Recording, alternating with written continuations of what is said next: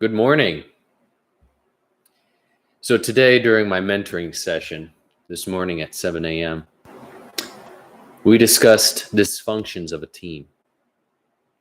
And the two dysfunctions that we discussed are based on the book by Patrick Lencioni, 5 Dysfunctions of a Team.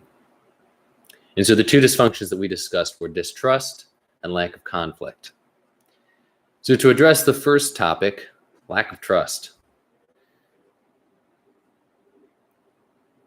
One of the greatest promoters of trust within a team is vulnerability among team members. So as a leader, you have the opportunity to foster that environment of trust in your team by taking the first step. Now, I encourage you to use wisdom in your vulnerability, and I encourage you to stretch yourself. If it's not true vulnerability, if it's an act, then you're using it as manipulation to try and get your team to be vulnerable. And when they find that out, you'll create more distrust than what you had before you tried to manipulate them. So I encourage you, be genuine, be authentic in your sharing and in your vulnerability with your team. And through that, you create a higher level, a deeper trust in your team. I'd also like to discuss the next dysfunction, which is lack of conflict. Now, this one sounds like it may be counterproductive. Do we want conflict in our teams? The answer is yes. If you remember my last video, or if you were in my session last week, we discussed conflict and ways of dealing with conflict.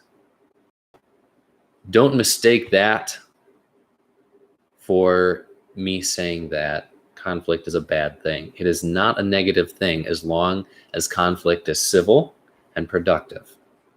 Conflict allows your team the opportunity to disagree and create clarity around what it is that they are trying to achieve and how the best way to achieve their set goals can look like, what that can look like. And so allowing your team to engage in conflict that is respectful, that is vulnerable, and that is honest will allow your team to get more clarity around what they want and how they're going to achieve that. And so in our meeting today, we discussed conflict and some of the challenges around conflict and opportunities for growth around conflict. And we discussed how before getting into a meeting where conflict can occur, it can be important to establish what the values of the team are and to agree to what those values are and what the goals or outcomes that the team wants to set are, what that looks like. So that way everyone is in understanding with each other.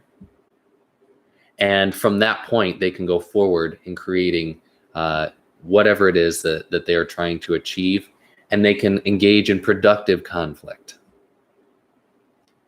Conflict can even be something that is encouraged, and as a leader, you can give your team permission to engage in conflict. So oftentimes, we try and avoid conflict.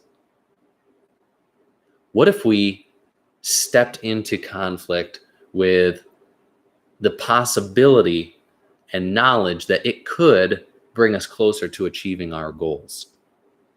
So I want to leave you with that today. Explore what conflict can do as a tool for you and your team.